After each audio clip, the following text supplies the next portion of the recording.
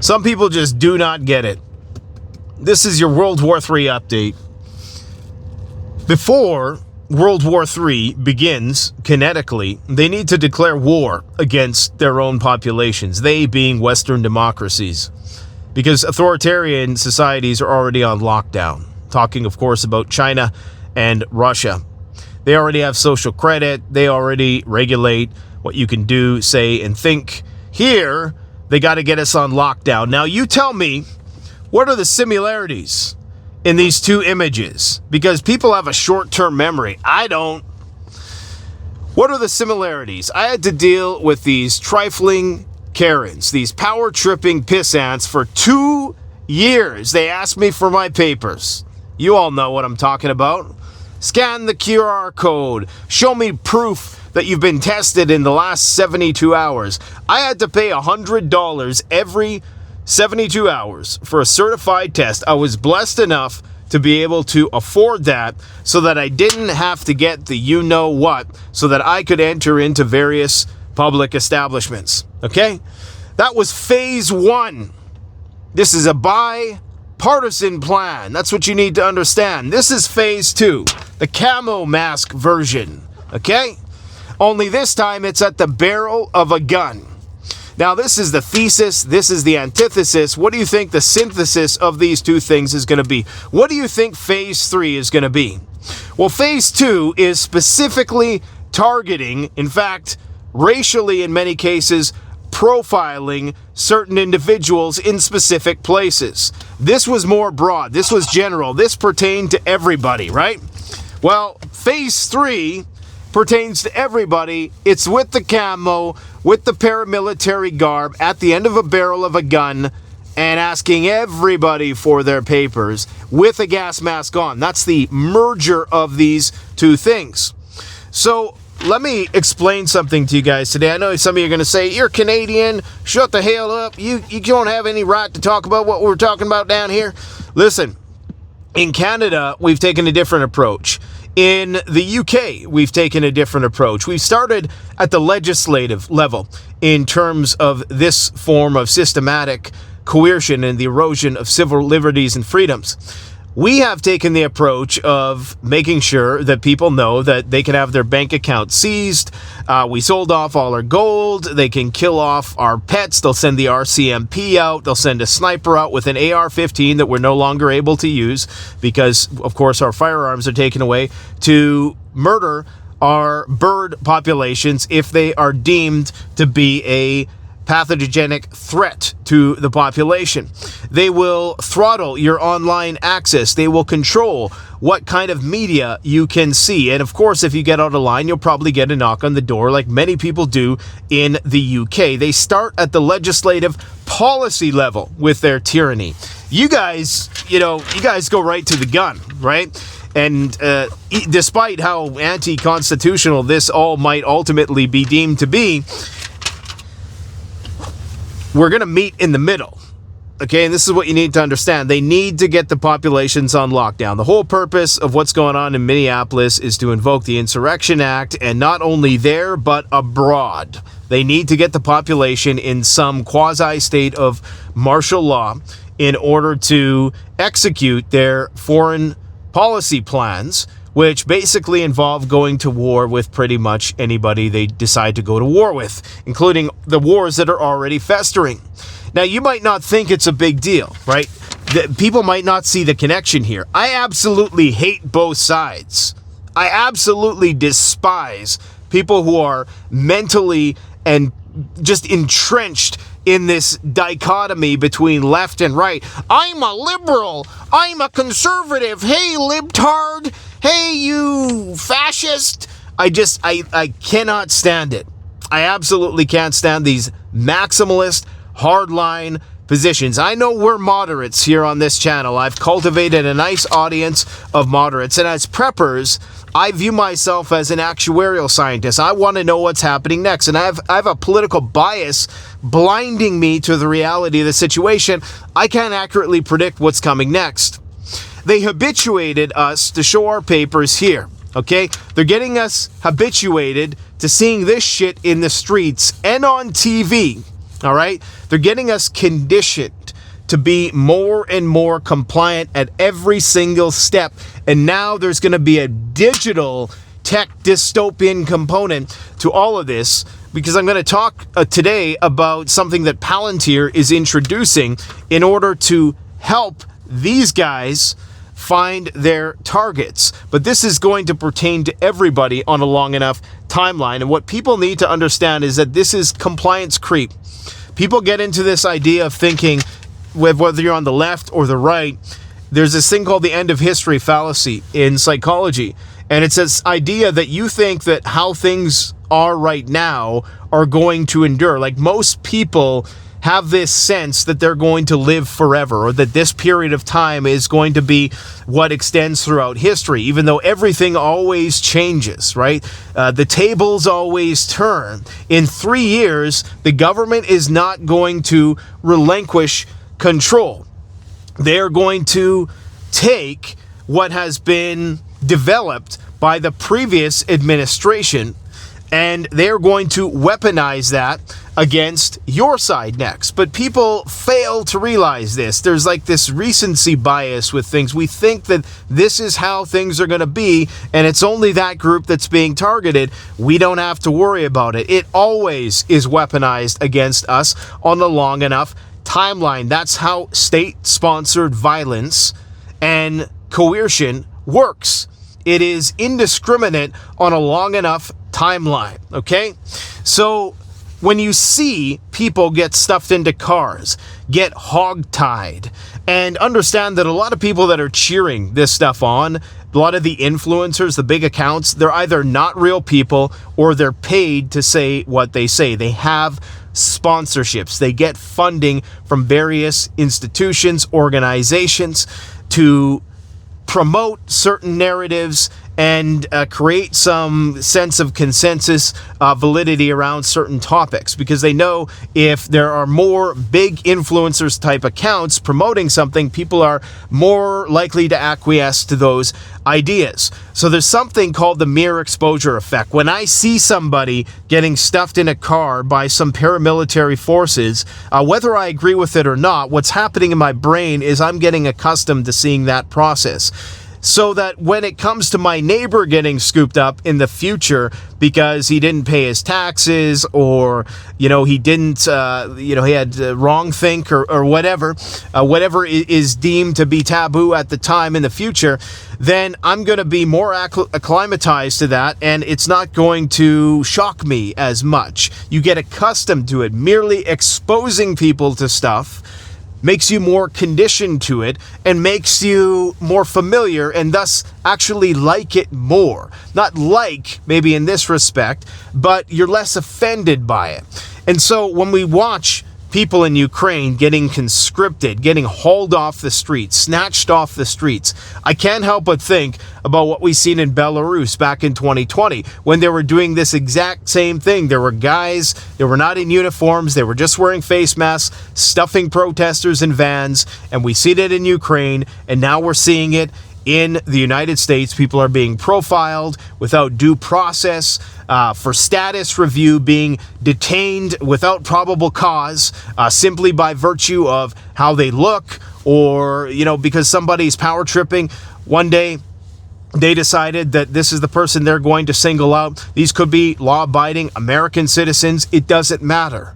And what I'm trying to tell you, because a lot of people think, yeah, the libtards are getting it. And, when COVID was going on, you're like, why can't you just get your vaccine? And why do you need all these guns, right? The table always turns, baby.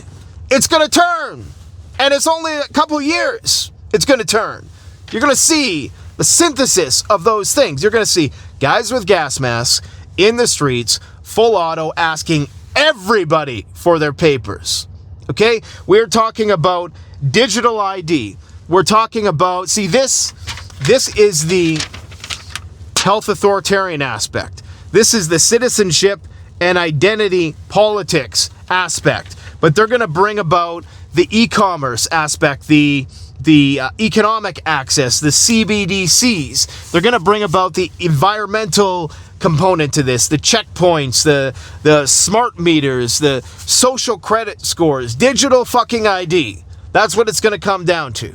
And at the center of all of this is going to be Palantir AI technology, which is going to be able to effectively predict your next bowel movement. It's going to be able to predict where in your house you are going to sit when you get home. It's going to predict whether you're going to go to the fridge first, whether you're going to sit at the table first, whether you're going to yell at the kids first, whether you're going to tap the wife on the ass first. It's going to know every single thing about you, things that you don't even know yourself, based on how you interact with this digital leash that we have right here. But people just don't get it. You know, people just think, oh, it's my team's winning now, and that's how it's going to be forever. No, it ain't. Okay? In Canada, we're working backwards towards that. Yeah, we had the RCMPs come out with the snipers and shoot the exotic, very rare bird species in front of everybody, in front of the world to see for no reason. We had that. We have a more militarized police force here than I would like to see. But by and large, we don't have paramilitary walking around shaking people down for their papers yet. That's coming. Okay? It's just a different form of, you see, the more socialist style leaning, left-leaning democracies, they have to tread a little bit lightly. So they do things at the legislative level. It's not overt military enforcement immediately out the gates. We have a more subtle, soft, bureaucratic form of coercion that gets implemented so you don't notice it, but if you break the law, then yeah, you get the heavy-handed, military treatment. So this is what's called the ratchet effect. Okay, so you know how ratchet, you turn a ratchet, you turn it one way and you torque down that screw or that bolt, and if you go the other way, nothing happens because it can't go back. It's only one way. Government is only one way. They never relinquish control. You know the Department of Homeland Security, that overarching umbrella agency that after 9/11, they took control of pretty much everything as it pertained to, like the Coast Guard and all this stuff, ICE and all this stuff. Well, that's the same thing with ICE. And Department of Homeland Security never went anywhere after that. They always endure regardless of what administration it is. And what's happening right now is totally intentional. They want to get people to riot so they can bring about the Insurrection Act, deploy the National Guard, and effectively normalize people to that level of federal deployment. And this is what I don't understand in the States, where I was under the impression that most libertarian constitutionalists, even conservative and MAGA types, were like anti-federal government. I mean, wasn't that the whole part of the whole Civil War thing, was the feds were throwing their weight around, and well, I mean, there was a lot of other things going on, but that's one of the explanations, right? Now, I'm not making a false equivalence here. I know that ultimately this is far more tyrannical than this, but this is more general. This pertains to everybody, right? This is more specific. You combine the two, and that's where things get ugly. That's phase fucking 3. So, I mean, wake up, man. I don't know who I'm talking to, because some people, they just don't have the mental capacity to understand. They just think in such pigeonholed, blinkered, parochial ways that it's almost like they cannot relate to the other person's perspective. And I don't know what kind of intelligence this is, but most people simply don't have it. All they hear is liberal, conservative. I'm a liberal. It's this tribalistic mentality that we've not been able to shake for thousands and thousands of years. And then there's the thinking people like us in the middle who are warning everybody. You're never going to hear me screaming about victimhood. You're never going to be, in fact, I embrace the challenge that austerity and any type of systematic discrimination, I mean, give me more of that. That'll just motivate me to get better and better. That breeds strength. When you have it on easy street and you can just coast through life, and you don't have to live in a world of any sort of microaggressions or anything like that, then you don't really have to develop, you don't really have to keep those street smarts and survival skills honed. Give me more of that. Give me racist people. That's perfect for me, because that's going to compel me to get better. I'm not going to be like, oh, darn, they're racist. I don't give a fuck. Bring me more of that. But just, keep your distance, because you know what's going to happen, right? But if they want to think that, then that's perfectly fine. That's a sign of low intelligence, all right? So, because it's it's the most deeply entrenched form of tribalistic, nationalistic. I'm not saying that there's not, there's an objectivist. I'm an objectivist, an Ayn Rand style objectivist. Not in the might makes right sense, not that far, but in the sense that I understand that there are borders for a reason, okay? And when people start acting stupid, yeah, they need to be put in line. You can't just, the left is way too tolerant, and the right is, in many cases, too quick to try to impose a heavy-handed approach to everything, like a corporal approach to everything. There's midway, right? And this is not fence sitting. This is just being objective about how the world works.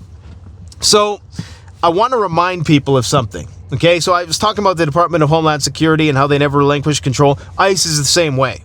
They're just going to repurpose that, repackage it, and it's going to be used against the people who propagated it in the first place eventually. When the 3 years elapses, if we have an election, which I don't think we're going to have an election in 2028, I think there's going to be some kind of force majeure, and they're going to go to war, and it's going to be a continuity of agenda. I cannot see us making it to 2028 without a big bang. If I'm being 110% honest, that's what I'm basing my entire prepping strategy around at this point in time, that there will be no elections in 2028.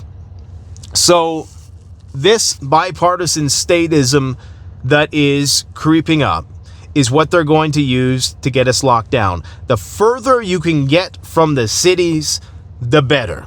Okay? They're going to be pretty pressed for resources when the shit hits the fan. And so they're going to have they're going to be preoccupied keeping the cities on lockdown. So the further you can get from the city, or just have some kind of place to retreat to, the longer you're going to be able to run.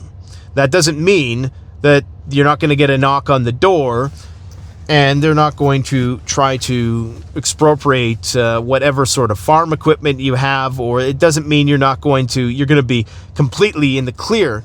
It just means that you're going to have a little bit more of an opportunity to have some autonomy in that situation.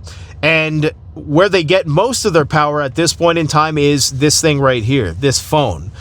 Really, it's going to come down to just throwing away your phone. And this is what they don't want people to do. They're going to start giving people, I have a prediction. They're not only going to start, they can't really mandate that you have a phone per se, but they're going to start giving away phones for free, probably, because it's that valuable. Your data is that valuable to them. The information, not only that you're sharing, but that your phone is collecting about the surrounding environment, that is very, very valuable to them. To train their AI algorithms, to just feed into this brain of Internet of Things sensors that are all interconnected, creating this technosphere that their AIs can understand and interpret at lightning speed and have full spectrum overmatch control over the battle space, which of course is us, our living space. That is the battle space when it comes to state-sponsored violence.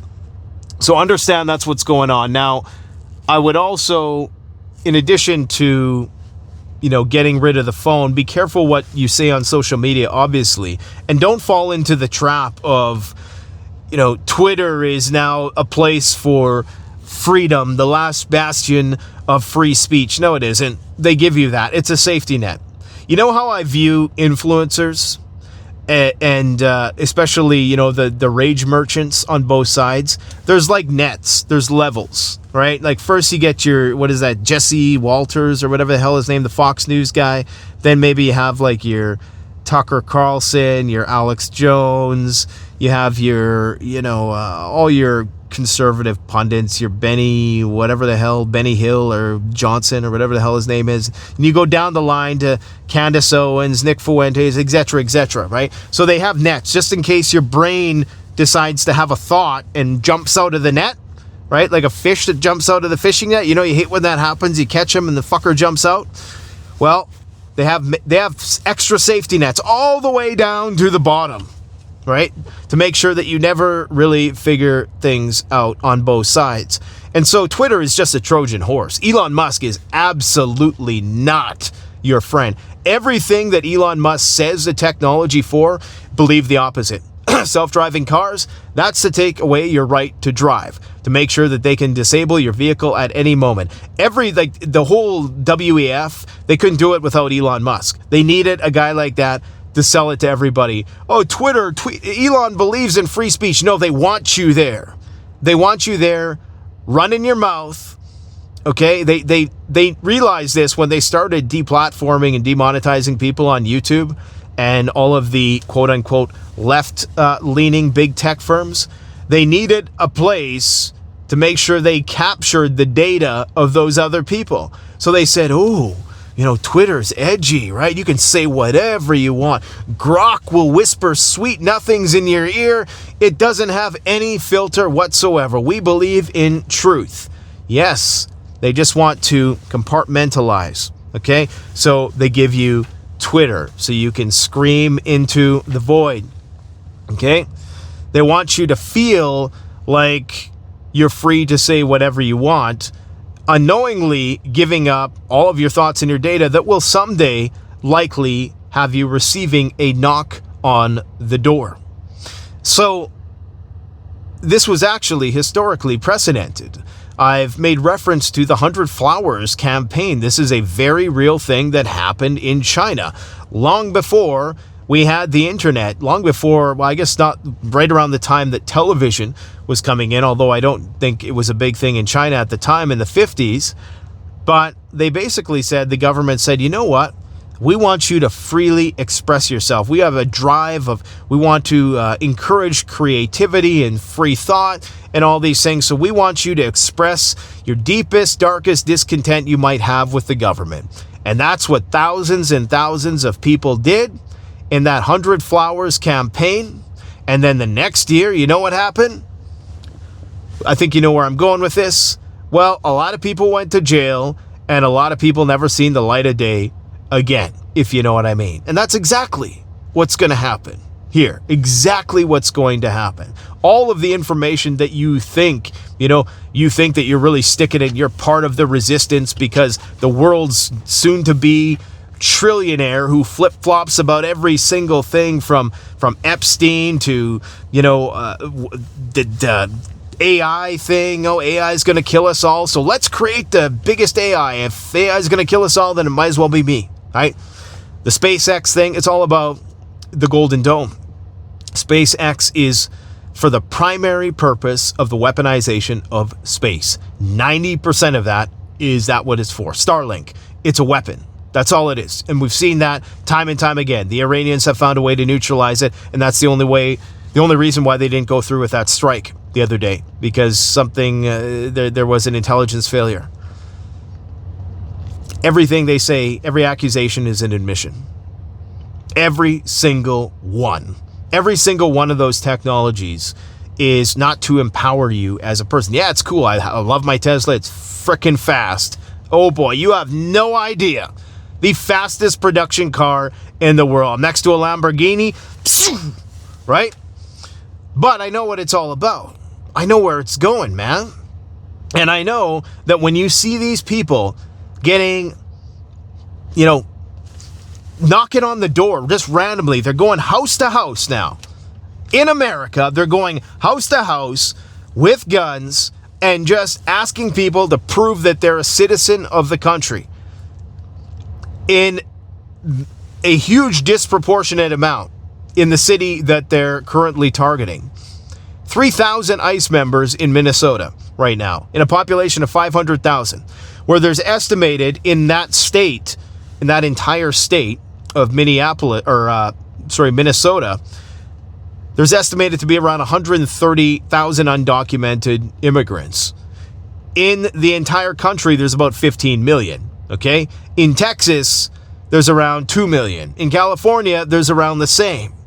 And so ICE is disproportionately targeting that specific community. It's politically motivated. And the reason why is because they know, because of the George Floyd history there, that's where they can likely start a big riot, which will spread throughout the world. They want people to get shot. Okay, they want people to resist because they need a big riot just like they did in 2020.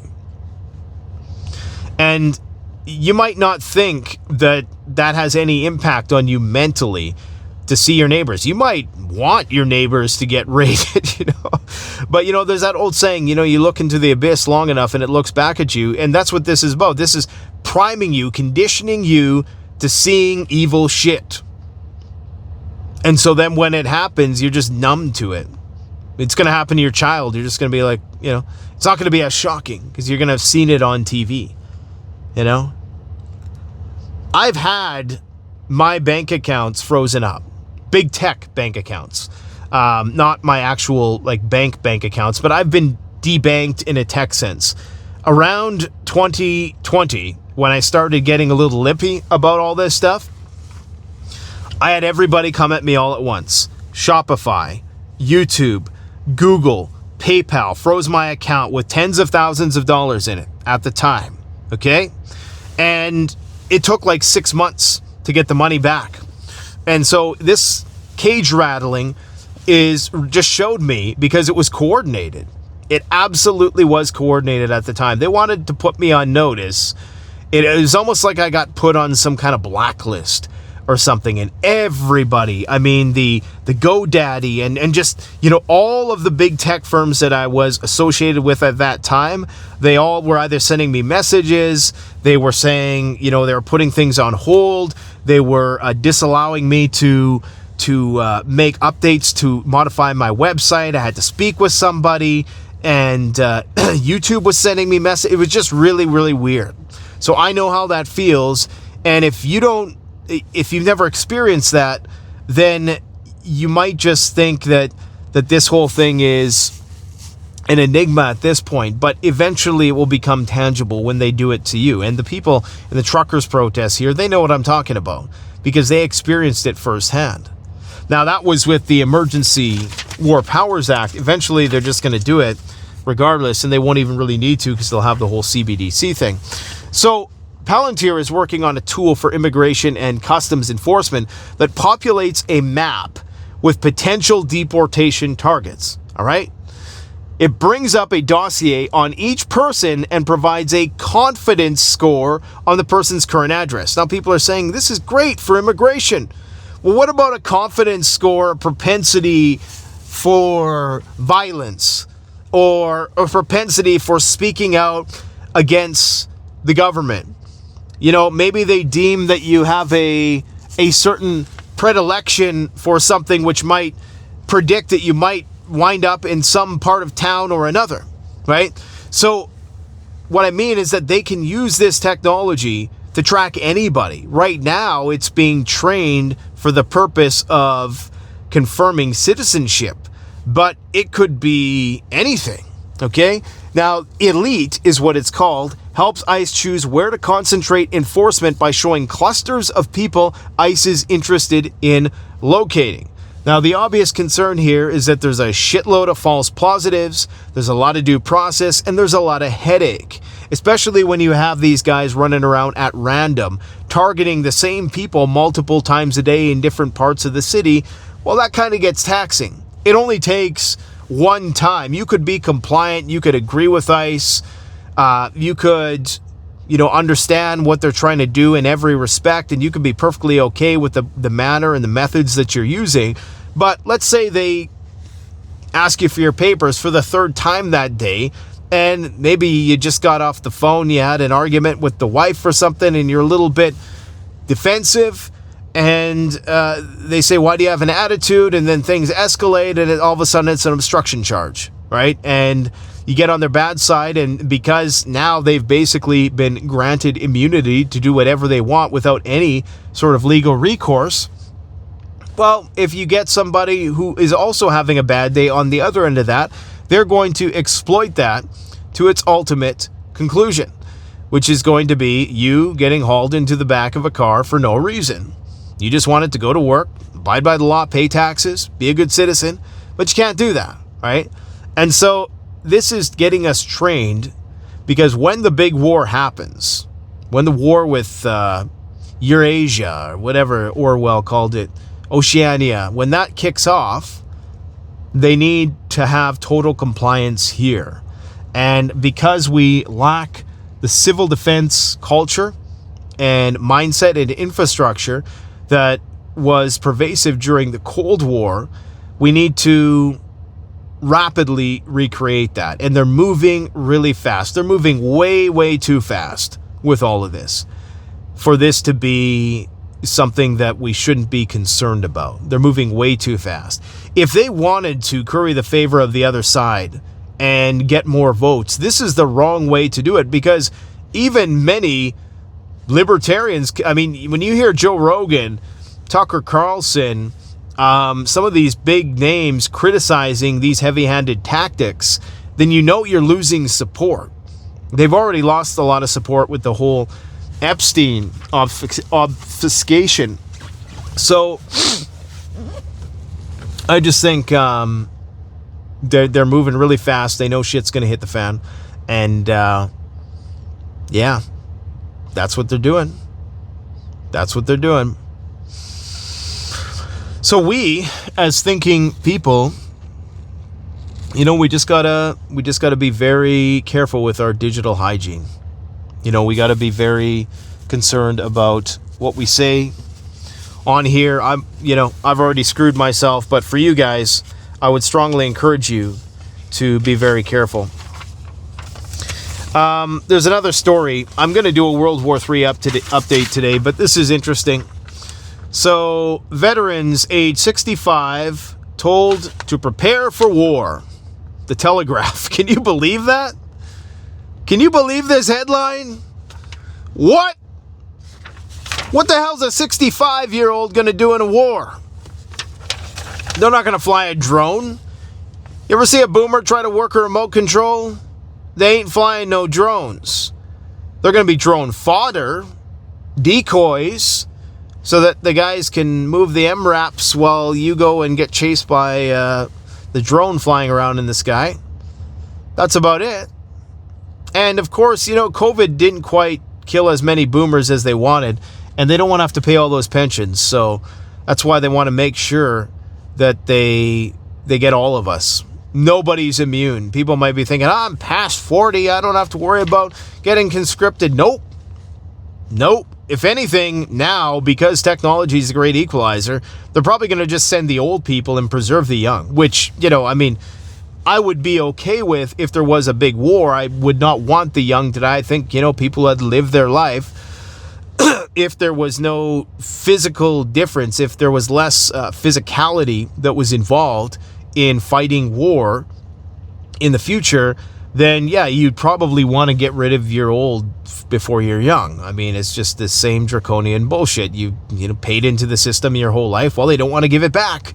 And there's going to be a pension bomb, debt bubble bursting in the future, right? Because there's simply, where our population pyramid isn't a pyramid anymore. It's like this. You know, this is young people on the bottom and old people at the top. We're an aging population. Who's going to pay all the bills? Elon Musk's robots? I don't think so. They're going to have to get rid of us somehow. So, they got to have a big war. And that's pretty much a foregone conclusion at this point. Foregone conclusion. It's done. It's done deal. Before 2030, it's going to be a massive cull of the herd. So get ready. Get ready. Do everything you can right now. Be the best person you can possibly be. Physically, mentally, spiritually, if you're about that, financially, get all your ducks in a row. Work 16-hour days. I'm serious. Work 16-hour days. Do not waste the extra 8 hours that you have stuff in your face, watching Netflix, playing video games. This is not the time to do that. This is the time to milk every single thing you can out of this system before it goes fully automated and descends into chaos shortly thereafter. Get it while you can. Work 2 jobs, 3 jobs. Never mind this work-life balance bullshit. No, not right now. The 100-to-1 rule, it's going to be 100 times harder to get what you can get right now while the lights are on. Remember that. It's going to be way harder. Life without electricity, I mean, you're going to be wishing you could work 16-hour days and you could come home at the end and have a little hour to your time and sit back on the couch in a nice, warm, climate-controlled place where the lights were on and it was cozy. You're going to wish you had that opportunity to work 16-hour days. The 100-to-1 rule is going to be 100 times harder. You're going to have to walk down to the river if you don't have a way to get water, if you don't have rain catchment, if you don't have a well. You're going to be walking to get your water every single day, especially in the city. You think they're going to be able to have the electricity to pump that water up to your high-rise building? Nope. It's not going to happen. So this is why you know, got to prepare for lights out, man.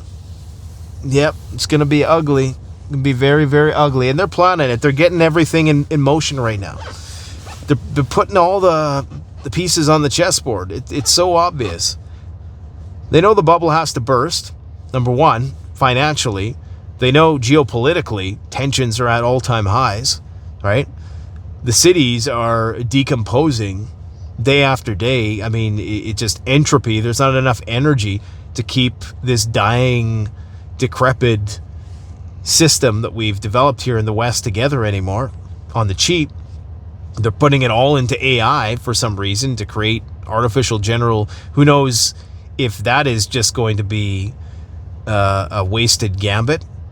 Because we think we're going to create super intelligence. Maybe we won't. Maybe LLMs have reached their limit. Maybe, you know, the curve, it's an S curve now at this point. I don't know what else to say. Don't know what else to say. I've said a lot. This video, hope I gave you something to think about. Thanks for watching.